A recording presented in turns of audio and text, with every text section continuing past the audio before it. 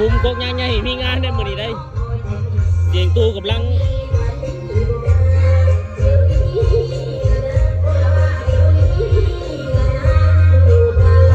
ต้องแม่ค้าข้าวขายกันหลายนี่นะ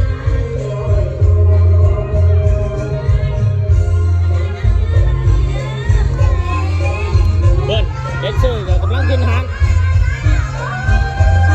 เอาเฮ้ย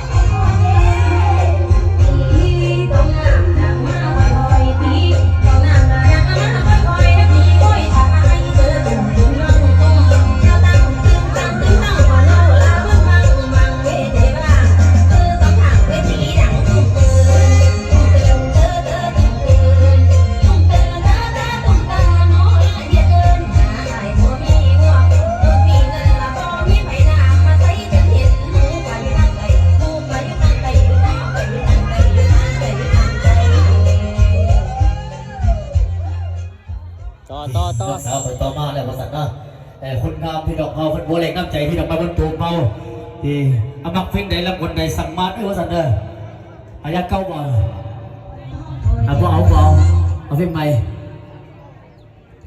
เอาเพ่งยังมายังก็สิเตงเศร้าสิเตง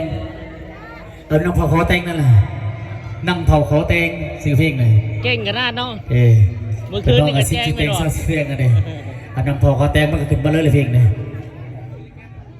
เอาอดใจโลดด้วยพี่น้องตะบนตูมเผาบ่เผาเมื่อบันไดดอกจังบันคำพี่น้องเนาะเมื่อบ่อยากบันไดดอกทางทุกมือนี่มันเป็นยำแรกเนี่ยพี่น้องเนาะเพลงนี้แหละมันน้ำสาวล้วนน้องแม่เนาะนี่แหละเฮ้ยเพลงซื้อเพลงนำเผาเขาแตงด้วยน้องสาวเด้อเฮ้ย